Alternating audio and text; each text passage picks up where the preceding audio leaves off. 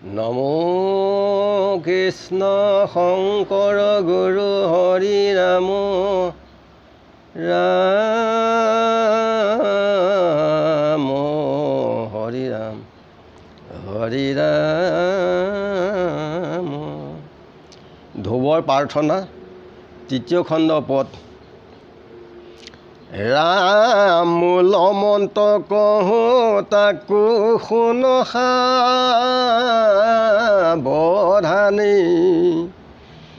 যাৰ সম মন্ত্ৰ আৰ নাই ত্ৰিভুৱনে, দ্বাদশ অক্ষৰ মন্ত্ৰ মন্ত্ৰতে প্ৰধান, যাক জানি হুৱে নৰ হৰিৰ সমান, তেৰাত্ৰ জপিলে দেখা দেন্তৰে বগন, সাত ৰাতি জপে সিদ্ধি হুৱে প্ৰয়োজন,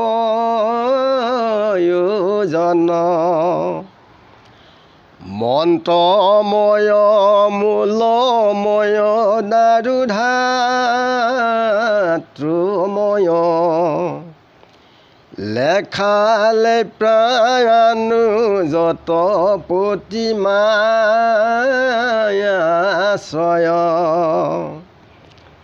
শালগ্ৰাম শিলাত যে চেতমণ্ডলত,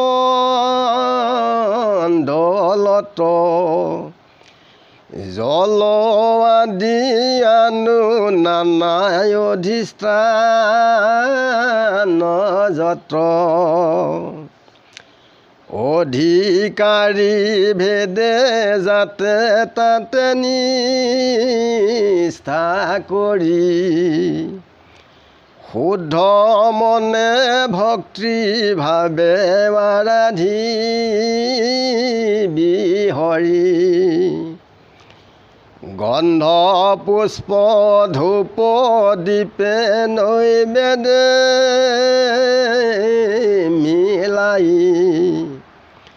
ফল মূল আনু যত উপহাৰ পাই, তুলসী কুসুম মাধৱৰ প্ৰিয়তৰ,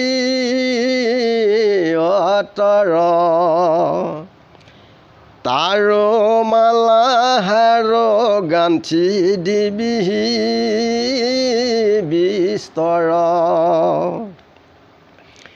কিশলয় দল জল অক্ষত্ৰ অংকুৰ, কাল দেখে প্ৰায়ী যত সম্ভাৰ প্ৰচুৰ, আত্মায়নুৰূপে চিত বৃত্তীয় অনুসাৰে, মিতাহাৰ জিতাসন হৈবি নিৰন্তৰী, এই ভাবে আৰাধি সাধিবি প্ৰয়োজন,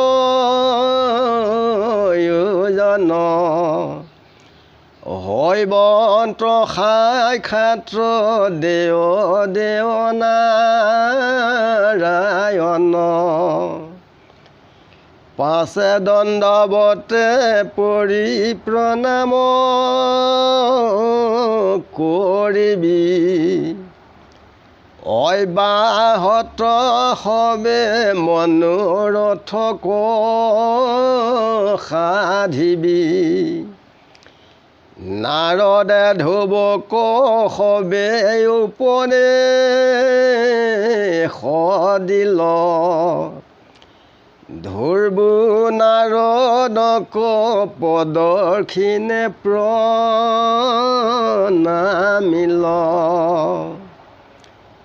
ঋষিত বিদায়ী মধুবনে চলি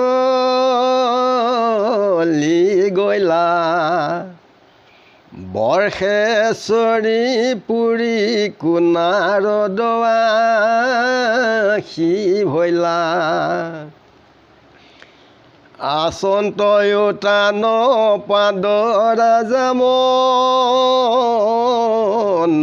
দুখী উপাসীয়া চন্ত্ৰ যত পাত্ৰ মন্ত্ৰীগণী বিপঞ্চী বজাই গুণক বনাই অশেষ ভৈলা দেৱ ঋষি ৰাজসভাত প্ৰৱেশ নাৰদ দেখি ৰাজাই উঠিতা অখনি সাদৰিব খাইলা মানি বিচিত্ৰ এখনে পাদ্যবৰ্ঘয়াস মণি মধুপৰ কদান যথোচিতে ঋষি কৰিলা বহুমান প্ৰণামে অতান পাদৰা যাম হাসয় অধুমুখে মনো দুখে ৰহিলা তথাই যদ্যপি জানন্ত ঋষিসকলে বৃত্তান্ত তথাপিও ত্ৰাণ পাদৰা জাত পুচন্ত কি কাৰণে নিপতি মলিন দেখোমুখ কিবা হেতু ৰাজা তোৰ মনত সুখ সাতৰি পৃথিৱীৰ ভৈলিঅ অধিকাৰী যত দেৱগণ মানে তোৰ আজ্ঞাকাৰী ধৰ্ম অৰ্থ কাম মানু মনোৰথ যত কোনোবা অসাধ্য আছে কহচ ৰূপত নিশ্বাসতে জীয়া ৰাজা বোলে দুখমণি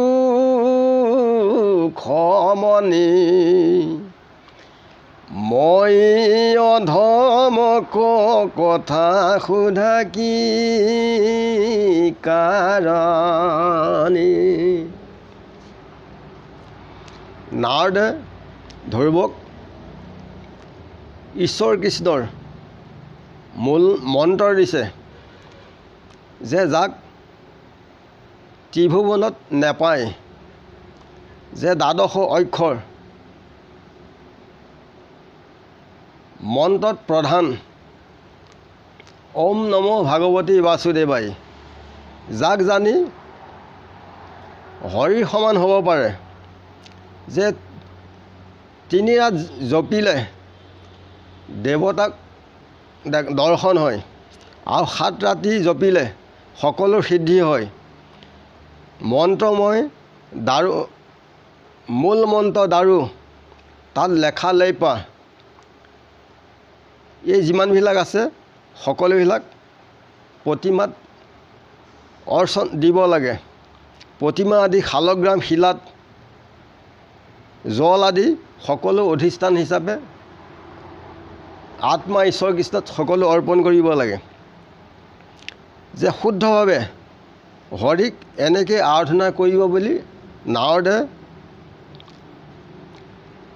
ধ্ৰুৱক কৈছে যে গন্ধ পুষ্প ধূপ দ্বীপ মিলাই খাদ্য দ্ৰব্য যিমানখিনি উপহাৰ আছে সকলো তাত অৰ্পণ কৰিব লাগে আৰু তুলসীৰ কুসুম মাধৱৰ প্ৰিয় সেই মালা গাঁঠি সকলো অনুৰূপে চিত্তবৃত্তি নিৰোধ কৰি যিখিনি মিত্ৰহাৰ মিত্ৰব্যয়ী আহাৰ আৰু ইন্দ্ৰিয়জনী জিত্ৰাসনত নিয়মিত তেখেতক ধ্যান ধাৰণে আগবাঢ়িব লাগিব। এনে ভাবি আৰাধনা কৰিলেই ঈশ্বৰ কৃষ্ণ সন্তোষ হয়। পাছত দণ্ডৱতে প্ৰণাম কৰিবলৈ কৈছে। আমাৰ মনুষ্য লোকসকলকে কৈছে যে তেতিয়া সকলোৰ মনোৰথ পূৰ্ণ কৰিব।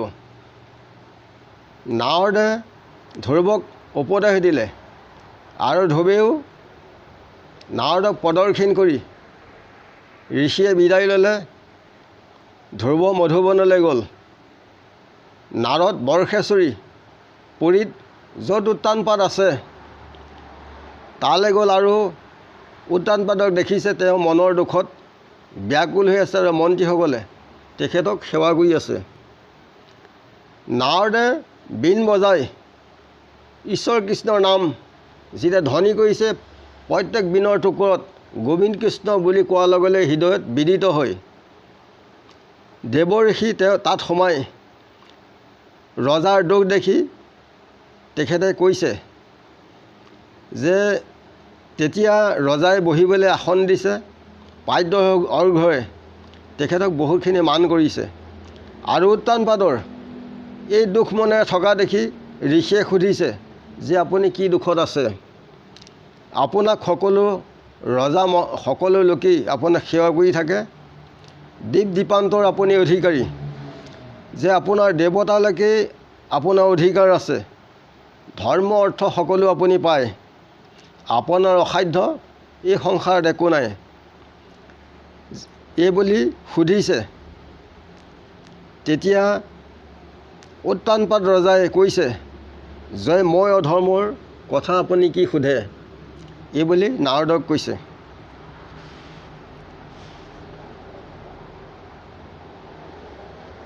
মনক কৰিবে দণ্ড প্ৰাণায়াম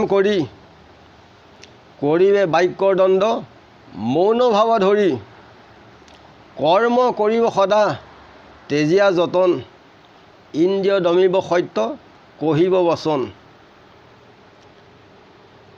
যে মনক প্ৰাণায়ামৰ দ্বাৰা দণ্ড কৰিব লাগিব আৰু বাক্যক মৌনভাৱে দণ্ড কৰিব লাগিব আৰু কৰ্ম কৰিবলৈ হ'লে সদায় আমি যিবিলাক লোভ লালসা এইবিলাক আমি তেজিব লাগিব